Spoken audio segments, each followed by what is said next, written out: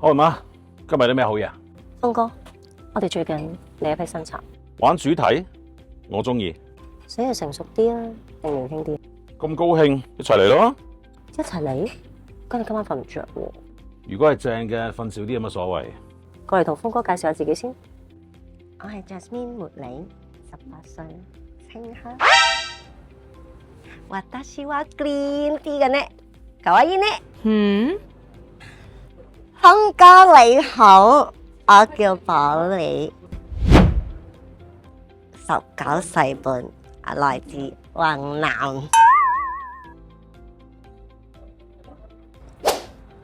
好媽，啲茶好頂癮喎，仲有冇啊？當然有啦，跟我嚟。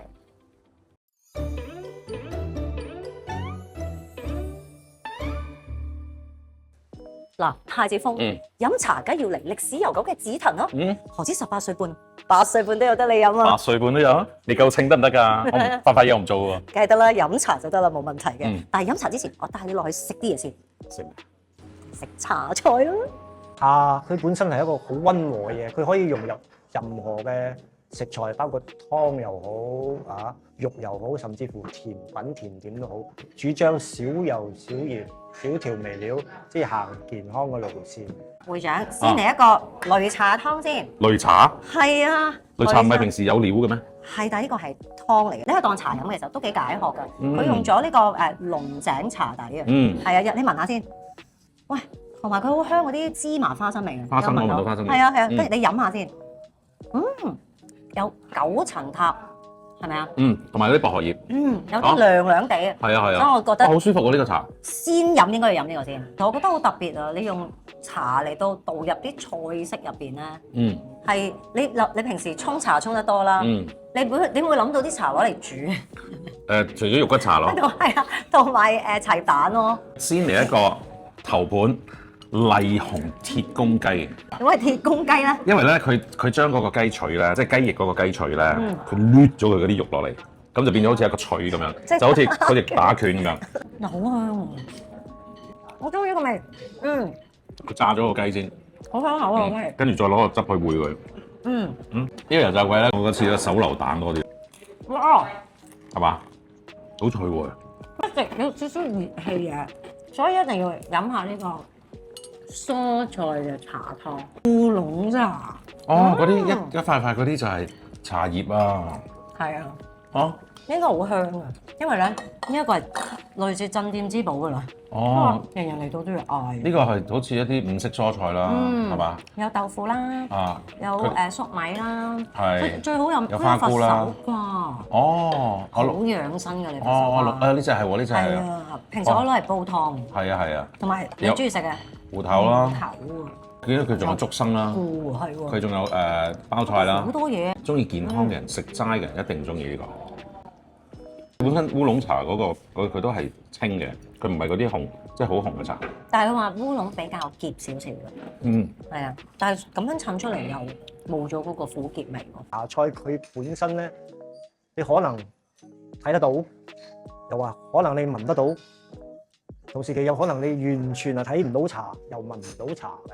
但係茶佢本身喺個菜入邊咧，佢係有發揮到嘅作用嘅。譬如講去咗嘅油膩感啊，或者係幫助消化。最緊要捉得個時間，你唔可以浸太耐，又或者係你浸時間唔夠嘅又唔出味，係嗰個時間同埋茶嗰個份量。Jack 師傅，喂我知道咧呢個咖喱好香喎都。但係我知道呢個咖喱咧，同平時出邊嘅咖喱有啲唔同嘅。我哋呢個係靈芝紅茶嘅。所以除咗紅茶之外咧，我哋嗰個椰漿咧，我哋又用嗰啲堅果代替咗佢。即係我哋冇落椰漿啊，因為有啲人，尤其是老人家，佢食到啲椰漿，佢會胃脹風。你唔係老人家我都會㗎，即係我有陣時我都會食完。即係比較敏感啲啊。係有啲人唔受得椰漿啊。係啊，我見你真係有精心挑選過一啲食材，即係譬如你用呢個銀魚仔啦嚟到煎蛋，因為銀魚仔就好高好高鈣啊，係啦，又低脂，好豐富蛋白質。冇錯，呢個食落去咧，感覺就脆口脆口。同埋冇骨啊嘛，即係好啱啲小朋友啊、老人家食咯。冇錯，呢個鐵觀音嘅入咗，喂，好香啊，好香啊，喂，好脆口啊！真係有少少唔一樣喎。佢落咗啲粉，即係好似我哋平時食嗰啲綠茶蛋糕都有啲綠茶粉喺面噶嘛。咁個鐵觀音粉係確實係有啲鐵觀音味出到嘅喎。我見到嗰度有兩個飯喎。哇！呢兩個飯咧就係一個係龍井茶飯，攞龍井茶去煲嘅。哦，即係唔係攞水煲？啊，唔係攞水煲嘅。哦，咁得意喎。啊，呢個咧就係普洱糙米飯。普洱糙米飯。啊，所以如果呢兩碗飯攞嚟送嫁呢就最好啦。哦，係喎，真係有茶葉味啊！好得意啊！好得意啊！我未食過特別係普洱嘅糙米飯。喂，但其實我哋細個有㗎。唔係呢個係我阿公咧，細個食完飯咧，佢就攞普洱撈埋佢最後嗰兩啖飯。咁樣我唔知佢係點樣，連啲汁都要買。係啊，唔係因為咁嘅。我哋細個咧就係話你唔可以食剩嘢㗎，食剩嘢你就係第時加一個豆皮老公，係咪即刻好驚啊？跟住就攞啲茶撈埋啲飯度就食咯，係咪？咁你老公唔靚仔咯而家。鄭阿師傅，喂，仲有啲咩好嘢啊？上去攞埋出嚟。啊，好啊，嚟緊啦！哇！哦，呢個就係我哋招牌茶鴨，好有氣勢喎呢個。荔蓉茶，都係用咗荔枝茶。啊，嗰個鴨咧就係用荔枝茶去爐嘅，就唔係話北京填鴨嗰種燒。啊，唔係燒嘅，但係佢係北京填鴨嗰個食法，有蛋皮、有葱、有青瓜。我哋係北京填鴨係用嗰啲薄餅皮嚟食薄餅皮啦。我哋用青菜嚟包嘅。真係好得意啊！呢個 cucumber，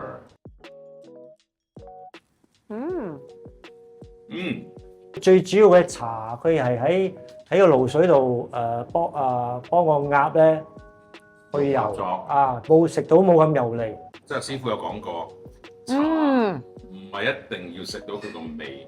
我哋呢啲比較膚淺啲嘅啫。點解冇味？我哋一入嚟冇茶味嘅，但係其實師傅話唔係，因為嗰個茶個功效咧已經係即係可能佢燒製咗。會好得意喎呢杯嘢！飲翻杯齋黑狗。齋黑狗。呢杯叫做有酒味㗎。普洱蜜。好得意喎！甜品。甜品介紹下。玫瑰花瓣個有。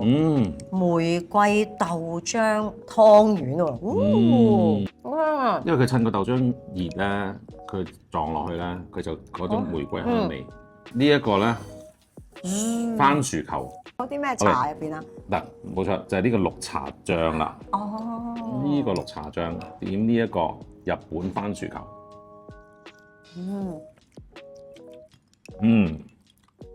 你睇，係咪？好紮實，好紮實，好煙韌。我哋一食飽咧，我哋要燒製。我哋上去樓上，點解我今次嚟Pudu呢間店咧？其實佢喺咩地方都有嘅。因為咧呢度樓上就係紫藤嘅茶社，上去咧揾啲茶藝師傅過翻兩招先。哇！呢個老過我，1950。950年啊！75年喎，仲飲得㗎？唔識我真係完全唔識，好似飲紅酒咁啊！我呢啲會仲老啊！哇！11000蚊啊！喂，究竟點睇嘅咧？揾自用相傳問啊！好噶啦！見到頭先嗰個櫃裏邊有啲茶咧，老過我嘅喎。嗰個係普洱，只有普洱先可以放咁耐。鐵觀音我都可以放20-30年啊，但係你要睇個品種。但係咪冇咗個香味咯？又會唔會咧？佢又另外一種嘅享受啦。太多可問啦！如果嚟我哋譬如一個初哥咧，應該如果想去學下飲茶，應該點樣開始咧？飲新茶、烏龍茶。飲烏龍茶，或者係飲綠茶。綠茶嘅話好清新，好舒服，好軟和。你飲落去嘅話，你飲到個豆香味。再比如龍井，4000一餅嘅茶咧，係咪最貴嘅咧？未，仲有更加貴。最貴可以幾多錢㗎？仲成8000啦，我哋公司入邊有。8000啊！鎮店之寶嚟喎。攞啲出嚟拍俾觀眾睇下。呢個我唔敢回答你。嗱，我覺得飲茶有少少似飲紅酒嘅。哦。咁你飲紅酒，你第一日嗰個味真係你要倒咗出嚟先知咯。品牌真係係咯。咁你飲茶都係要倒咗出嚟先知。你飲品牌咪得咯。我真係唔識過呢啲嘢。冇嘢㗎。所以我就係話咯。你哋去專業嘅地方咪得咯。但係我哋自己買自己飲，即係你點樣分嗰個茶係靚茶定係 cheap 茶咧？好簡單啊！茶你飲落去嗰陣時，甘甜會具有回甘，會回甜。最重要嘅就係香味會上嚟。你攞嘅時候，咁咪聞咗先，先聞香，然後再飲嘅時候唔好飲晒，飲一啖。啷下啷。我聽到智勇係一聲嘅，所以我呢個係個拉嗰個薑香味會上嚟。你唔覺得比頭先更加好香咩？係喎。呢種就係用一種高溫快速多茶葉壓縮呢個味道出嚟，舒服喎，飲落去嘅話。呢個仲未飲晒，飲晒可以更加好飲。係啊。以你認知最貴，你聽過係咩茶咧？即係唔係呢間鋪頭入邊啦？最貴嘅茶大紅袍啊！大紅袍係啦，大紅袍咯，可以去到幾多錢咯？好想知啊！2005年佢哋攞出嚟拍賣20個 gram 喺嗰個中國嗰度係18當時啊好似20萬馬幣。唔係中國人民幣20 gram 喎，20個 gram 啫，20 gram 啊！係啊，講緊哇 crazy 啊！咁係咪可以開始儲下嚟㗎？不過先同你講，呢個大紅袍，就算你有錢都未必可以飲到。哦，係啊，點解咧？因為佢真係太少，甚至係而家呢段時間嘅話，大紅袍唔可以摘咗。佢只係用嗰啲百年老樹啊。佢唔係啊，佢嗰個大紅袍係佢只有一棵嘅啫，真真正正嘅大紅袍就喺嗰個武夷山嗰度。即係七棵。實都價呢半嘅。但係喺嗰個山壁嗰度有3棵，其實只係其中一棵係即係大紅袍。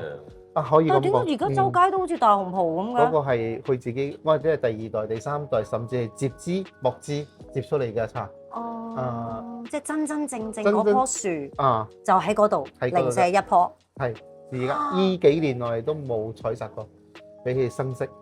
佢休息下真。俾佢有生色喺度，所以明啊。有錢都未必，有錢都未必買到。有錢買唔到就只要你講我有錢買唔到就得㗎啦。所以如果大家想學下飲茶咧，就可以嚟紫藤揾下智勇哥，咪過嚟咯。過嚟嘅話一齊飲。咁係喎，你買咗呢靚茶，佢有啲飲。喂，你叫埋我啊嘛，姐。我都唔知你幾時會走過嚟。可唔可以再試下？再試下嘅係，如果係呢個勁啲嘅話。